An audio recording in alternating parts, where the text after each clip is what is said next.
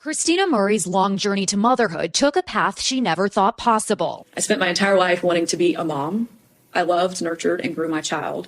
And I would have done literally anything in my power to keep him. Stop me if you guys have heard this one before. White woman ends up getting pregnant. She goes through the whole 9 months of said pregnancy, and just like Jim Carrey in Me, Myself, and Irene, when he shows up to the hospital, he is shocked and chagrined to discover that the children are black. They're definitely not his, and it's an absolute absurdity. Now, while that hypothetical is not exactly applicable to this particular case, I thought it would be a funny intro, funny reference of a movie. In reality, today's case is actually significantly worse, because what ultimately ended up happening to the woman at the center of this story is that she ended up doing business with a fertility clinic. She was promised that she would have a white male sperm donor who had blue eyes and dirty blonde hair, much like herself. However, upon the birth of her child, what ultimately ended up happening was that she not only discovered that the father of the child was black, but the mother was black as well. In fact, what was actually going on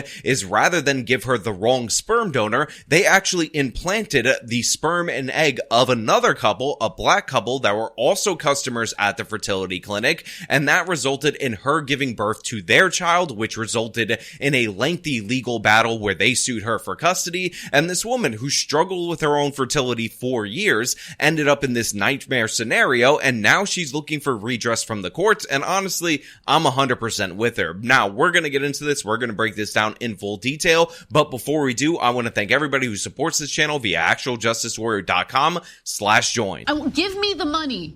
Give me the money, okay? After years of fertility and IVF treatments, she gave birth to a healthy baby boy in December of 2023. What was your immediate reaction after you gave birth? I was happy. I was a mom. He was beautiful and perfect, but it was also very clear that something was wrong. She vividly remembers the shock when she saw her baby for the first time. Whereas Christina is a Caucasian woman who chose a sperm donor with a similar appearance, the baby she delivered was African American. An at-home DNA test result that January confirmed what Christina suspected. The baby was not hers. On February 5th, Christina's lawyers reached out to the fertility clinic, Coastal Fertility Specialists, informing them of the mix-up. And just let them know,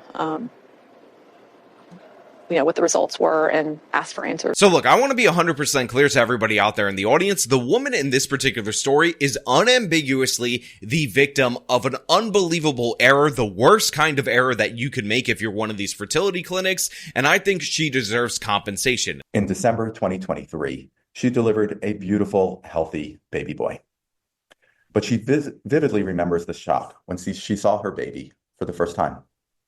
Whereas Christina is a Caucasian woman who chose a sperm donor with a similar appearance, the baby she delivered was African American. It was clear to Christina that Coastal Fertility Specialist had made an unimaginable error.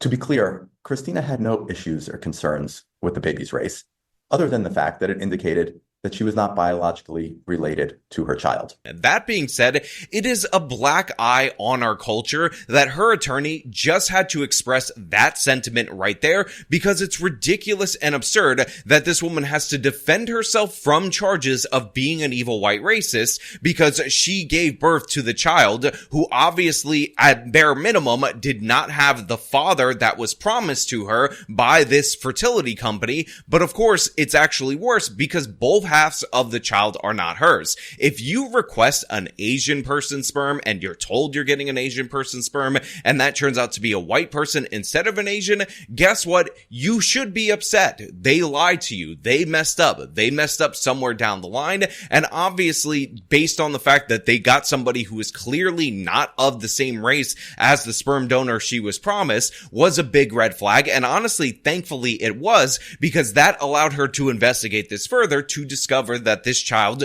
wasn't hers on either side of the family. So yeah, in this particular case, the violation, it doesn't matter if it's somebody who's black or white and she got the wrong person's sperm or the wrong person's egg, because she got both in this particular case. What matters is the F up of the fertility clinic, but the fact that she has to run cover and say that she's not an evil white racist is just disgusting. Please stop, people. Stop giving into this absolute madness. Yes, even if she was the mother of this child, child and she was given the wrong person's semen, that is in fact a violation of what she asked for, a total mess up by this particular company that they should be held accountable. The fact that the mistake is twice as bad as I'm portraying it to you right now in that hypothetical scenario should be clear and obvious to everyone, and you shouldn't have to say, oh, I'm not an evil white racist, please don't call me racist because I got screwed over by this fertility clinic. Please stop it, people. Stop bending the knee to the left-wing narrative. Stop surrendering all reason or rationale, especially when, if not for the fact that they swapped in a black person's semen and egg into this woman's body,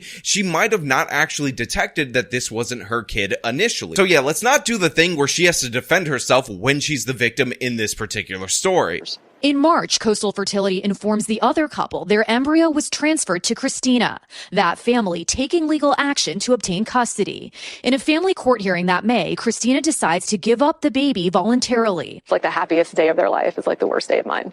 So like everyone's happy and joyous, and then there's me losing my entire life all at once. Now Christina is suing Coastal Fertility Specialists in a complaint filed in a Georgia court. Look, this story is absolutely brutal from top to bottom. It speaks to a bunch of different issues that I've heard talked about before and kind of combines them into one.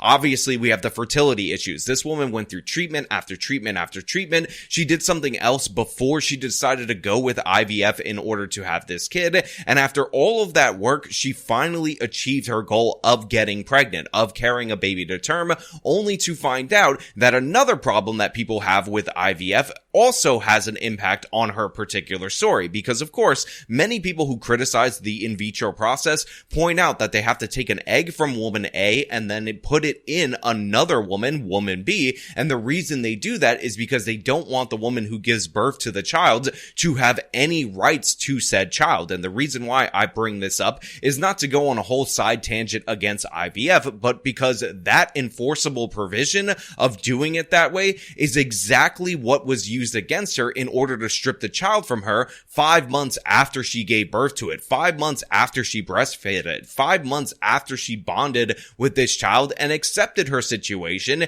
even though again she did the DNA test and discovered that the kid was not hers. So yeah, the actual parents, the biological parents who were hoping to have their sperm and embryo implanted in the woman in that particular couple, they now have custody of the kid. They sued her, lengthy legal process, and her attorney basically broke it down to her that she had no rights despite the fact that she gave birth to the kid, despite the fact that she was promised that she was going to give birth to her own child, and it's absolutely tragic. And I also want to add, for those of you out there in the audience, that this woman is still looking to get pregnant, but she wants the system to change. She wants this clinic to be held accountable, and I do believe she is definitely entitled to a crap ton of money.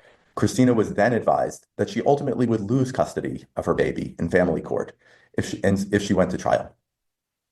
So Christina gave up custody of her child to avoid a drawn-out legal battle that would just make the situation harder on her child. After spending every moment with her baby for 5 months, every second of his life, Christina has not seen her child ever since. Christina is heartbroken. Coastal Fertility made a serious mistake, and the consequences are life-altering for Christina. This is not the first IVF mix-up case that I've handled, and sadly, it will not be the last. This is such a brutal nightmare. And again, it's all alleged right now in this particular case, but make no mistake about it. The case adjudicating the custody of the previous child happened. She was a customer at this clinic. So even though this case hasn't reached its resolution and they're all allegations, or as the super mayor would say, allegations. False allegations and not facts. The fact of the matter is, this is what happened. I mean, that's how you get a child that is not related to you, that is born from your body. So essentially what ended up happening is that she paid this in vitro fertilization clinic a ton of money in order to go through all these different procedures. She went through the whole process of making your eggs extractable in order to actually have the potential to deliver her whole child, and her reward for that, what she got for all of that effort, what she got for her desire to be a mother, was the fact that she essentially paid this company a ton of money in order to be forced into be a surrogate against against her will and then lose the child because she only discovered this problem after the fact. Again, it's an absolute tragedy, and I don't know if there's a dollar amount that I would think is high enough to compensate this woman for the pain and suffering that she has had. Bare minimum, you have to cover fertility treatments and whatnot for her if she actually wants to have a kid that is her own biological kid. But in addition to that, I think you also got to pay punitive damages, because apparently these mix-ups, these swap-ups happen all the time. And when you look through YouTube and you search IVF clinic mix-up, what you discover is that there's story after story after story, and this is something that absolutely should never happen.